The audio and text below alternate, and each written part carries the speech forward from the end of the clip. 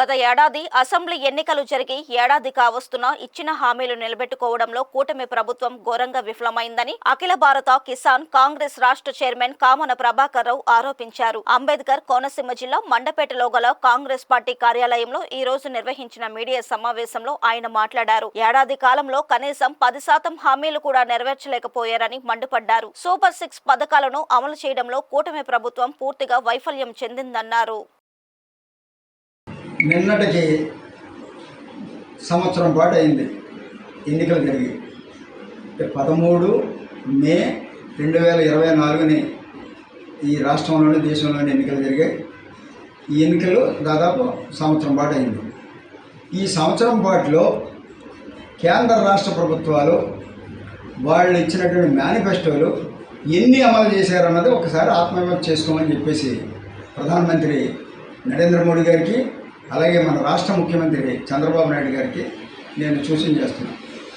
ముఖ్యంగా మీరిచ్చిన మేనిఫెస్టోలో 50% కూడా ఇవేళకి మీరు అమలు చేయలేదు. అందులో 10% అమలు చేస్తే పెద్ద గొప్ప. మీరు సూపర్ 6 పథకాలని చెప్పి అందులో 6 పెట్టి 6 ఎన్ని అమలు చేయగలిగారు? స్త్రీలకి మేము అధికారంలోకి రాగానే పక్కనే కాంగ్రెస్ ప్రభుత్వం ఎత్తున్నటువంటి కర్ణాటకలోను లేకపోతే తెలంగాణలోను కాంగ్రెస్ ప్రభుత్వం స్త్రీలందరికీ కూడా మహిళలందరికీ ఉచిత బస్సు ప్రయాణం ఇస్తామని చెప్పేసి అక్కడ మనం అమలు చేస్తే దాన్ని చూసి మీరు కాపీ కొట్టారు. మా పార్టీ పెట్టిన మేనిఫెస్టోని కాపీ కొట్టి మేము కూడా చేస్తామన్నారు. ఈ వేళకి ఏడాది అయిపోయింది. ఈ వేళ వరకు మహిళలు ఎవరికి కూడా బస్సు ప్రయాణం ఉచితంగా ఇవ్వలేదు. అంటే ఈ రాష్ట్రంలో ఒక్క మహిళ కూడా లేదేమో అని చెప్పేసి చంద్రబాబు నాయుడు గారు అనుకుంటున్నారేమో అని నా భావన. ఏం చేయాలంటే అలాగే డిప్యూటీ చీఫ్ మినిస్టర్ గారు పవన్ కళ్యాణ్ గారు కూడా ఉమ్మడి మేనిఫెస్టో అరాచకాన్ని మేము అడిగడతాం, మేమందరం ఉమ్మడిగానే వెళ్తాం, ఉమ్మడిగా వెళ్ళి మనం వ్యవహారం చేస్తాం అన్న పెద్ద మనుషులు మీరు ఎందుకు అమలు చేయలేకపోయారు? మీరు ఆ విధంగా తప్పుడు వాగ్దానాలు ఇచ్చి మీరు అధికారంలోకి వచ్చారు. అలాగే మహిళలకి 3 సిలిండర్లు ఇస్తామన్నారు, 1 సిలిండరే ఇవ్వగలిగారు. 2 సిలిండర్లు కూడా ఈ వేళ వరకు ఇవ్వలేకపోయారు. నిరుద్యోగాన్ని అరికడతామని చెప్పేశారు. నిరుద్యోగులందరికీ కూడా మేము అధికారంలోకి రాగానే 3,000 రూపాయల నెలకి నిరుద్యోగులకు ఇస్తానని చెప్పారు. మీరు ఇచ్చిన మేనిఫెస్టోనే నేను మీకు చూపిస్తాను. ఇప్పుడు వారు ఇచ్చిన మేనిఫెస్టో, ఈ మేనిఫెస్టోలో ఇచ్చిన దాన్ని మీరు ఎక్కడి వరకు అమలు చేశారు? అంటే ఈ రాష్ట్రంలో ఒక్క నిరుద్యోగి కూడా ఎవడో లేడా? అంతా ఉద్యోగాలు వచ్చేసాయా? దానికి సమాధానం చెప్పాల్సిన బాధ్యత పవన్ కళ్యాణ్ గారి మీద, చంద్రబాబు నాయుడు గారి మీద ఉంది. ఇటువంటి తప్పుడు మేనిఫెస్టోలు పెట్టి ప్రజలను మోసం చేసి మీరు చీట్ చేశారు, ప్రజలని వంచారు.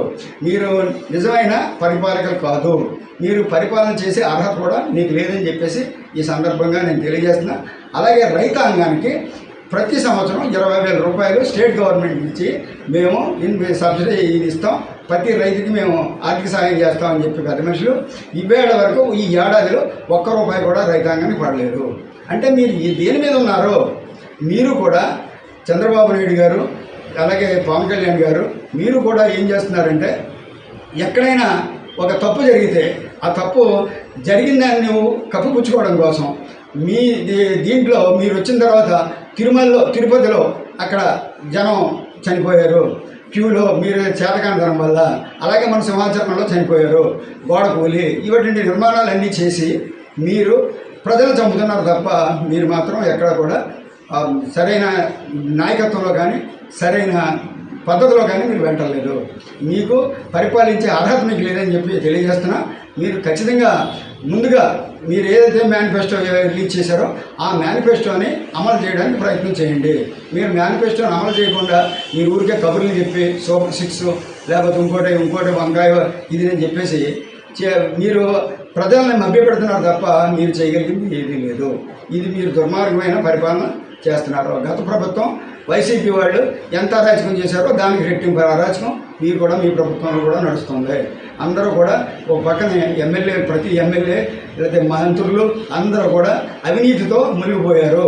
అవినీతి ఏ ఆఫీసర్ దగ్గరికి వెళ్ళినా అధికారులు కూడా అవినీతి డబ్బులు లేకుండా ఏ పని జరగడం లేదు. ఇదా మీ పరిపాలన అని చెప్పేసి కాంగ్రెస్ పార్టీ పరంగా డిమాండ్ చేస్తారు.